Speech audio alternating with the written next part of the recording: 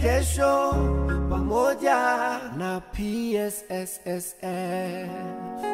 Mfuko unaotoa huduma bora zaidi za hifadhi ya jamii Tanzania. Nikitaka kujua mwenendo wa michango yangu, nina njia mbili za kuweza kufuatilia hilo. Ya kwanza ni hii iliyokuwepo ya zamani ambayo ni lazima mwanachama ufike kwenye ofisi na kuweza kuwakuta wahudumu wa ofisi ile wakakuonesha. Lakini ya pili nimeijua leo ni PSSSF kidigitali. Tumia njia hii ya pili ambayo ni PSSSF kidigitali. Nikihitaji kujua ripoti au ile tunaita ni taarifa ya michango yangu kufika ofisini, ninaweza, kifaa kirahisi ni simu.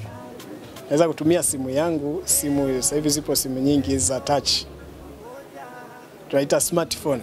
Humu nitatengeneza account na nitaweka taarifa zangu, zitakwenda kwenye ile flow ambayo baadaye zitafika kwa mwajiri na baadaye zitafika ofisini, na dai langu au hitaji langu litakuwa limefika bila mimi kuifikia ofisi.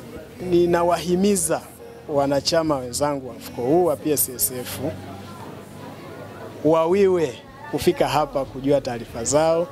Kama mimi leo nilikuja kwa mambo mengine, lakini baada tu ya kuliona banda la PSSSF basi nimehamasika kuja na nimefaidika na maelezo niliyoyapata hapa.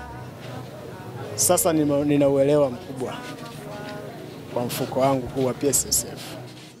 Leo kesho pamoja na PSSSF.